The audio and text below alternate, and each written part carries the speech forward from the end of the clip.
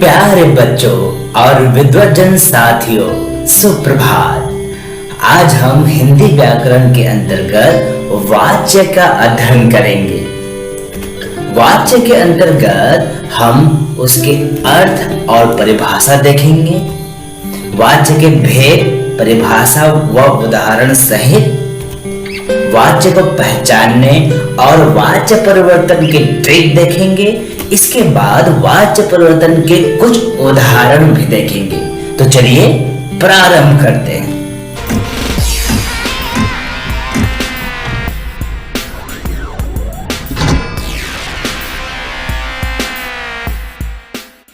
वाच्य का शाब्दिक अर्थ है बोलने का विषय। अब आप सोचेंगे कि बोलने का विषय ये क्या होता है, तो बता दूं, बोलने का विषय यानी हमारे वाक्य में केंद्र बिंदु क्या है, किस पर हम फोकस कर रहे हैं। कर्ता पर, जिसे अंग्रेजी में सब्जेक्ट कहते हैं, या कर्म पर, अंग्रेजी में ऑब्जेक्ट, या क्रिया पर, अंग्रेजी में वर्ब। इनमें से किस पर हम फोकस कर रहे हैं उनके बारे में हम जानते हैं। जैसे कि आपने सुना होगा, जैसे हम बोलते हैं कि राहुल इंजीनियर बन गया, तो इसमें अधिकांश केंद्र बिंदु क्या है, फोकस क्या है, राहुल। उसके बारे में बताया जा रहा है कि वो इंजीनियर बन गया। अब सुनते होंगे कि हमारे देश के सैनिकों को मार दिया गया है, तो इसमें कर्ता की प्रधानता नहीं होती, उस पर फोकस नहीं किया जाता है कि मारने वाले कौन है, कर्म की प्रधानता होती है। देश के सैनिकों को मार दिया गया है, किसको, सैनिकों को, तो वो कर्म है, ऑब्जेक्ट है, उस पर फोकस किया जा रहा है, केंद्र बिंदु उस पर रखा गया जा रहा है। इस प्रकार के जो वाक्य होते हैं वो कर्मवाच्य के अंतर्गत होते हैं। और जैसे आपने सुना होगा कि राहुल क्यों नहीं आया, अरे यार राहुल से चला भी नहीं जा रहा है, उससे चला भी नहीं जा रहा है, यानी कि क्रिया, उस क्रिया पर फोकस किया जा रहा है, उसका केंद्र बिंदु क्रिया है कि उससे चला भी नहीं जा रहा है। चलिए वाच्य की परिभाषा देख लेते हैं। वाच्य क्रिया का रूपांतरण है, क्रिया का रूप बदलता रहता है, जिसके द्वारा यह पता चलता है कि वाक्य में कर्ता, कर्म या भाव में से किसकी प्रधानता है। वाच्य एक शब्द में क्रिया का रूपांतरण है। इससे हमें क्या पता चलता है, जिससे हमें पता चलता है कि उस वाक्य में किसकी प्रधानता है। तीनों में से कौन कौन से, कर्ता, कर्म या भाव, यानी कि सब्जेक्ट, ऑब्जेक्ट या वर्ब। जिस प्रकार अधिकांश फिल्मों में हीरो की प्रधानता होती है, कुछ फिल्मों में हीरोइन यानी नायिका की प्रधानता होती है, और कुछ फिल्म खलनायक प्रधान भी बनाई जाती है। उसी प्रकार अधिकांश वाक्य में कर्ता की प्रधानता होती है, कुछ वाक्य में कर्म की प्रधानता होती है, और कुछ वाक्य में क्रिया की प्रधानता होती है, जिसे हम भाव की भी प्रधानता कह सकते हैं। चलिए वाक्य देख लेते हैं। दो वाक्य दिया हुआ है। बाहुबली ने जंग लड़ा, बाहुबली ने भल्लाल देव को मारा। ये दो वाक्य है। अब देखिए, बाहुबली यहाँ पर क्या है, कर्ता है। कर्ता किसे करते हैं, क्रिया को करने वाले को कर्ता करते हैं। इसमें क्रिया क्या है, लड़ा, और नीचे में मारा, ये क्रिया है। तो क्रिया को लड़ने वाला कौन है, बाहुबली, तो बाहुबली कर्ता, क्रिया को करने वाला कर्ता, मारने वाला कौन है, बाहुबली, तो ये भी कर्ता है। दोनों वाक्य में बाहुबली कर्ता है। अब लड़ा, तो क्या लड़ा, जंग लड़ा, तो जंग इसमें ऑब्जेक्ट है, कर्म है। मारा, तो किसको मारा, भल्लाल देव को मारा, तो ये उसकी कर्म है। और क्रिया तो आप जानते ही हैं कि इसमें लड़ा और मारा क्रिया है। अधिकांश मूवी नायक प्रधान होती है, कुछ मूवी नायिका प्रधान होती है यानी हीरोइन, और कुछ मूवी खलनायक प्रधान होती है यानी विलेन प्रधान। उसी प्रकार अधिकांश वाक्य कर्ता प्रधान होता है, कुछ वाक्य कर्म प्रधान होता है, और कुछ वाक्य भाव प्रधान होता है, जिसे क्रिया प्रधान भी बोल सकते हैं। तो चलिए आगे देखते हैं। धोनी क्रिकेट खेलता है, कर्ता प्रधान। धोनी द्वारा क्रिकेट खेला जाता है, कर्म प्रधान। धोनी से नहीं खेला जाता, क्रिया प्रधान यानी भाव प्रधान। इन तीनों वाक्यों को देखिए और सोचिए तीनों में अंतर क्या है। अगर आपको समझ में आ गया होगा तो आपके लिए एक लाइक, अगर समझ में नहीं आया तो आगे आपको आ जाएगा। वाच्य के 3 भेद होते हैं, कर्तृवाच्य, कर्मवाच्य और भाववाच्य। कर्तृवाच्य में कर्ता प्रधान होता है, कर्मवाच्य में कर्म प्रधान होता है और भाववाच्य में क्रिया प्रधान होता है या भाव प्रधान होता है। और अधिकांश भाववाच्य नकारात्मक होते हैं, इसलिए मैं यहाँ पर विलन को रख दिया। लेकिन ध्यान रखिएगा, एक भाववाच्य नकारात्मक नहीं होते, कोई जरूरी नहीं है नकारात्मक होना, लेकिन अधिकांश जो भाववाच्य होते हैं वो नकारात्मक में देखने को मिलता है। ठीक है, इसलिए याद करने के लिए मैंने वहां पर उदाहरण के रूप में विलन को रख दिया। चलिए कर्तृवाच्य की परिभाषा देख लेते हैं। क्रिया के उस रूपांतरण को कर्तृवाच्य कहते हैं जिससे वाक्य में कर्ता की प्रधानता का बोध होता है। अब इसमें जो वाक्य बनते हैं वो सकर्मक भी हो सकते हैं और अकर्मक भी हो सकते हैं। अगर आप सकर्मक और अकर्मक क्रिया नहीं जानते हैं तो इस पर आप कमेंट कीजिए, मैं इस पर एक अलग से वीडियो बना दूंगा। वाली बात क्या है, कर्तृवाच्य में कर्ता प्रधान होता है और ये जो वाक्य बनते हैं सकर्मक भी हो सकता है और अकर्मक, दोनों क्रियाओं से बनता है। ठीक है, उदाहरण देख लेते हैं। कर्तृवाच्य पहचानने के लिए सबसे पहले आपको क्रिया देखनी है। क्रिया देख लीजिए, क्रिया यानी कि वर्ब। अशोक ने पुस्तक पढ़ी, इसमें क्रिया पढ़ी, इसमें बजाई, इसमें कहा, धोता, उड़ रहा, उठता, ये सभी क्रिया है। पढ़ी, किसने पढ़ी? अशोक ने, तो अशोक क्या हुआ, कर्ता हो गया। ये क्रिया और कर्ता पहचान में आ गया। तो पढ़ी, तो क्या पढ़ी? पुस्तक, तो पुस्तक क्या हो गया, कर्म हो गया, उसका ऑब्जेक्ट हो गया। श्याम ने बंसी बजाई, बजाई, बजाने वाला कौन है? श्याम, यानी क्रिया करने वाला कौन है? श्याम, तो श्याम कर्ता हो गया। और बजाई, क्या बजाई? बंसी, तो बंसी उसका कर्म हो गया। मैंने कुछ कहा, ये क्रिया है, कहने वाला कौन है? मैंने, तो ये कर्ता है। क्या कहा? कुछ, तो कुछ जो कर्म है।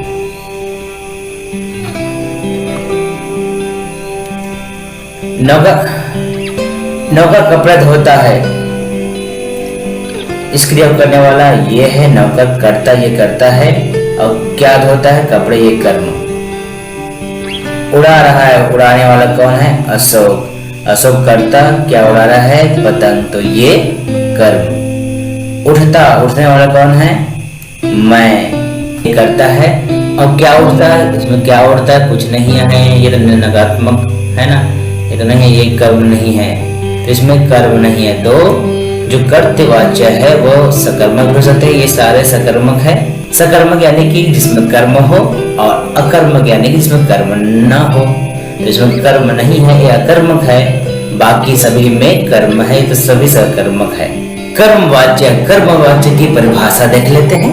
कर्मवाच्य की परिभाषा, क्रिया के उस रूपांतरण को कर्मवाच्य कहते हैं जिससे वाक्य में कर्म की प्रधानता का बोध होता है ना। यह वाक्य सकर्मक क्रिया से बनता है। एक चीज ध्यान देना है, कर्मवाच्य में कर्म की प्रधानता होती है, नाम से स्पष्ट है ना। कर्तृवाच्य क्या होता है? सकर्मक भी हो सकता है, अकर्मक भी, लेकिन कर्मवाच्य सकर्मक ही होगा। उदाहरण, कर्मवाच्य के उदाहरण को ध्यानपूर्वक देखें और समझे क्या क्या इसमें सामान्य बातें हैं, कॉमन चीज है। आगे मैं बताऊंगा, फिर भी आप विचार करके रखें। अशोक द्वारा पुस्तक पढ़ी गई, श्याम द्वारा बंसी बजाई गई, नौकर द्वारा कपड़े धोए जाते हैं, मेरे द्वारा कुछ कहा गया, अशोक द्वारा पतंग उड़ाई जा रही है। अब ध्यान देने वाली बात यह है कि कुछ जो कर्मवाच्य होते हैं, कर्ता का लोप भी हो गया होता है, कर्ता लुप्त रहती है। जैसे रोगी को भोजन दिया गया, देने वाला कौन है? इसमें नहीं है, देने वाला नहीं है। किसको दिया? तो रोगी को। क्या दिया? भोजन। दो, इसमें कर्म है, 1 2। क्या दिया? भोजन। किसको दिया? रोगी को। किसने दिया? देने वाला इसमें नहीं है, तो इसमें कर्ता का लोप है। ध्यान रखिएगा, इसमें द्वारा नहीं लगेगा। सब में द्वारा द्वारा है, इसमें नहीं है ना।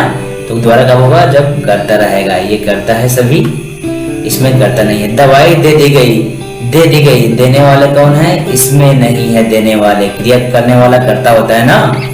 तो दे दी गई, देने वाला इसमें नहीं है, इस वाक्य में नहीं है, तो कर्ता का लोप है। क्या दी गई? दवाई। तो दवाई कर्म है ना।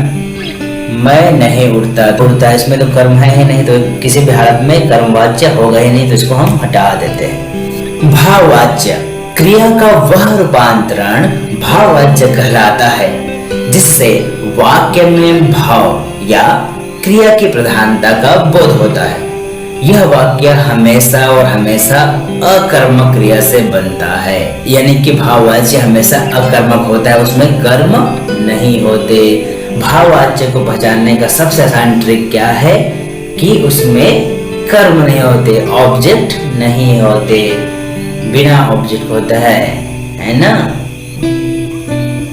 मुझसे उठा नहीं जाता, उदाहरण है, मुझसे उठा नहीं जाता क्रिया। उससे चला नहीं जाता, अम्मी से हंसा नहीं जाता, बच्चे से रात भर रोया गया, राम से दौड़ा जाता है, सरिता से नाचा जा रहा है। ये सभी भाववाच्य के उदाहरण हैं। इनको देख लीजिए, इनसे ही कुछ समझ में आ जाएगा, और समझ में आ गया तो ठीक है, नहीं आएगा तो आगे देखते जाइए। वाच्य परिवर्तन। वाच्य परिवर्तन यानी कि हमें वाच्य को परिवर्तित करना होता है।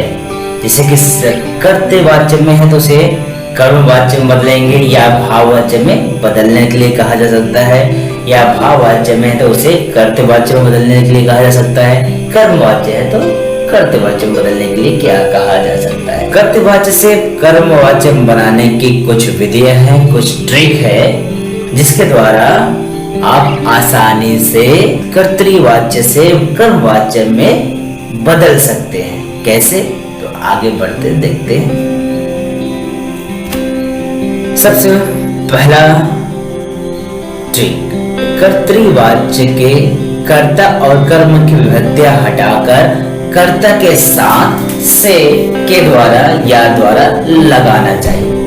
अब आपको सुनने में एक कठिन सा लग रहा होगा, लेकिन चिंता मत कीजिए, देखते हैं, सरल बनाते हैं। देखिए क्या कहे, कर्तवाच्य के, कर्तवाच्य ये दिए गए उदाहरण, ये कर्मवाच्य है।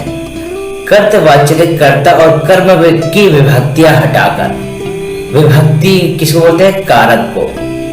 कारक यानी कि कर्ता ने कर्म को करण से संप्रदान के लिए जो ये जो रहता है, का के की जितना भी रहता है, ये विभक्तियां उससे हटाकर, तो इसमें क्या है? ने विभक्ति है। कर्ता की विभक्ति ने है, कर्म की विभक्तियां हटाकर, तो कर्म ये है तो इसमें विभक्तियां नहीं लगी है तो हटाने की जरूरत नहीं है। अगर लगा होता हो तो हटा देते। हटाकर कर्ता के साथ से या तो से या के द्वारा या द्वारा लगाना है। अब ऐसा क्यों? जो वाक्य के अनुसार सुटेबल हो। अगर वाक्य के अनुसार सुटेबल से लगता है से लगाना है, के द्वारा लगता है तो के द्वारा लगाना है, या द्वारा शब्द उसमें फिट बैठता है तो हमें द्वारा लगाना है। जो हमें वाक्य में फिट बैठे वो लगाना है, या तो से या के द्वारा या द्वारा। तो अशोक ने पुस्तक पढ़ी, इसको हम लगाएंगे अशोक द्वारा, द्वारा जोड़ दिए, पुस्तक पढ़ी। अब दूसरा क्या, कर्तवाच्य के मुख्य क्रिया को सामान्य भूतकाल की क्रिया में बदलकर उसके साथ जाना क्रिया का रूपांतरित रूप जोड़ देना चाहिए। ये भी आपको कठिन लग रहा होगा सुनने में, लेकिन ये भी सरल करते हैं। चलिए, कर्तवाच्य के मुख्य क्रिया को, ये कर्तवाच्य है, इसके मुख्य क्रिया कौन सा है? पढ़ना, ये क्रिया है ना। यह सामान्य भूतकाल की क्रिया में बदल देना, सामान्य भूतकाल में बदल देना है। सिंपल पास्ट, सामान्य भूतकाल में बदल देना है। तो ये पहले से भूतकाल में है ना, सामान्य भूतकाल में तो भूतकाल में है। अगर ये वर्तमान काल में रहता तो हमें बदलने की जरूरत होती सामान्य भूतकाल में, लेकिन वो सामान्य भूतकाल में पहले से है तो सिंगुलर पढ़ ही रहता। उसके साथ इसके साथ ही एक चीज और जोड़ना है, साथ में जो है जाना, यानी गो का क्रिया का रूपांतर में बदला हुआ रूप यानी हमें वाक्य के अनुसार उसमें लगाना है। जैसे जाना क्रिया का वाक्य के अनुसार जाता भी हो सकता है, जाते भी हो सकता है ना, गया भी हो सकता है, गई भी हो सकता है, जाएगा हो सकता है, जाएगी हो सकता है। तो वाक्य के अनुसार, तो उसके लिंग वचन पुरुष के अनुसार ही हमें बदलना होता है। सिर्फ जाना ही नहीं करना है, उस वाक्य के अनुसार हमें बदलना होता है। तो ये पुस्तक पढ़ी तो उसमें गई, भूतकाल में तो गई हम लिख दिए। अब आप सोच रहे होंगे कि अशोक तो पुल्लिंग है, तो क्रिया की स्त्रीलिंग हो गई। तो मैं बता दूं, कर्मवाच्य में हमेशा कर्म की प्रधानता होती है और कर्म के अनुसार ही क्रिया होती है। अगर ये बहुवचन होगा तो ये भी क्रिया भी बहुवचन होगा, एक वचन है तो एक वचन, पुल्लिंग है तो ये भी पुल्लिंग, ये स्त्रीलिंग है तो ये भी स्त्रीलिंग, है ना। कर्मवाच्य में हमेशा कर्म के अनुसार ही क्रिया होगी। इसमें भी देखो, पुस्तक पढ़ी इसमें भी स्त्रीलिंग है। इसमें स्त्रीलिंग क्यों है, इसका कारण भी मैं आपको बता देता हूँ कि जब भी कर्ता के आगे ने विभक्ति लगता है, ने वाला विभक्ति, तो इसमें कर्ता के अनुसार क्रिया नहीं होती, कर्म के अनुसार ही होती है। तो ध्यान रखिएगा, क्या ध्यान रखिएगा कि जब भी कर्ता के आगे ने विभक्ति लगा हो तो कर्तवाच्य में भी कोई भी वाच्य हो, वो क्रिया जो है कर्म के अनुसार हो जाएगी। और कर्मवाच्य में तो हमेशा क्रिया कर्म के अनुसार ही होती है, चाहे यहाँ पे ने विभक्ति लगे या ना लगे, है ना। तो चलिए आगे बढ़ते हैं। मैंने कुछ कहा तो मेरे द्वारा कुछ कहा गया, ये भी कहा, मैंने कुछ कहा भूतकाल है तो यहाँ पे गया आ गया, उसके अनुसार जाना का रूपांतर, है ना। अशोक पतंग उड़ा रहा है, अशोक द्वारा पतंग स्त्रीलिंग है तो उड़ाई जा रही है। राम ने रावण को मारा, भूतकाल में है तो इसमें क्या गया जुड़ेगा, राम के द्वारा रावण मारा गया, है ना। इस प्रकार से हमारी वाच्य परिवर्तन होगी। अगला है कर्तवाच्य से भाववाच्य बनाने की विधि। इसमें भी वही है जो कर्तवाच्य से कर्मवाच्य बदलने की विधि में थी। क्या थी पहली विधि कि कर्ता के साथ से के द्वारा या द्वारा लगाना चाहिए, है ना। हमारे कर्मवाच्य बदलने के लिए भी पहला ट्रिक यही था कि हमें क्या लगाना है, से लगाना है, या तो के द्वारा लगाना है या द्वारा लगाना है, भाववाच्य में बदलने के लिए भी, है ना। दूसरा ट्रिक क्या है, और दूसरा ये है कि कर्तवाच्य के मुख्य क्रिया को सामान्य भूतकाल की क्रिया के एक वचन में बदलकर उसके साथ जाना क्रिया का एक वचन पुल्लिंग अन्य पुरुष का वही काल लगाना चाहिए जो कर्तवाच्य की क्रिया का है। अभी लंबा चौड़ा लग रहा होगा लेकिन आसान हो जाएगा। देखिए हमें क्या करना है, सबसे पहले कि कर्ता के आगे हमें से के द्वारा या द्वारा लगाना है जो हमें उचित लगे।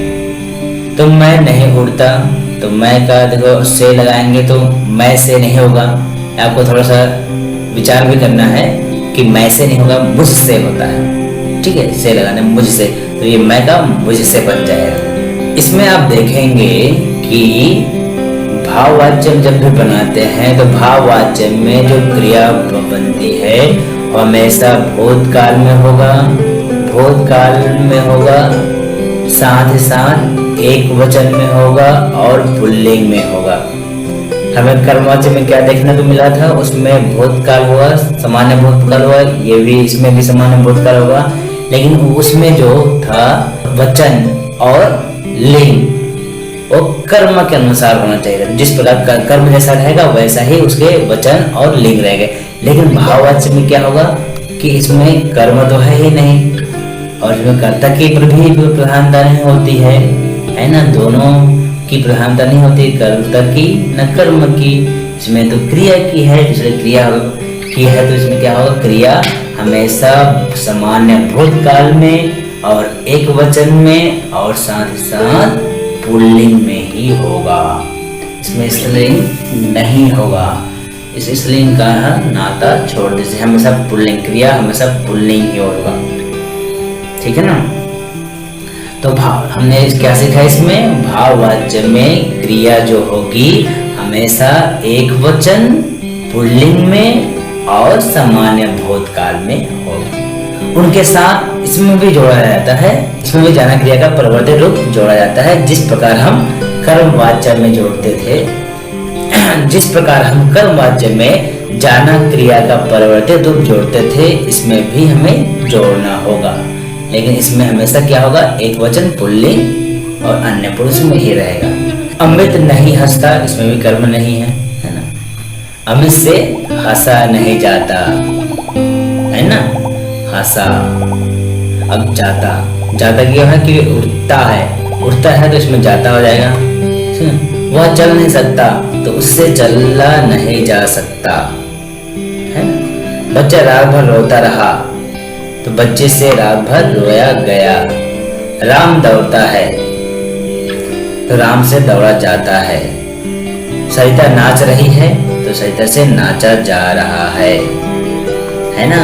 इसमें देखो सरिता नाचा जा रहा है, चूंकि सरिता स्त्रीलिंग है, लेकिन हमें इससे कोई लेना नहीं है। किसमें, भाववाच्य में। भाववाच्य में ये स्त्रीलिंग हो या पुल्लिंग, हमेशा क्रिया क्या होगी, पुल्लिंग ही होगी और एक वचन में होगी। वाच्य परिवर्तन के लिए आपको प्रश्न दिया जा रहा है। ये 10 प्रश्न हैं, 10 के उत्तर आपको बनानी है, वाच्य परिवर्तन करना है। अगर आप 10 के 10 का सही उत्तर देते हैं तो इसका मतलब आप पूर्ण रूप से सीख गए हैं। अगर 7 तक सही उत्तर देते हैं तो वीडियो एक बार दोबारा देख लीजिएगा, आपको पूरी तरह से समझ में आ जाएगा। अगर 5 से कम सही उत्तर देते हैं तो हमें कमेंट कीजिए क्या दिक्कत आ रही है, हम उसका समाधान जरूर करेंगे। आज के लिए इतना ही, धन्यवाद।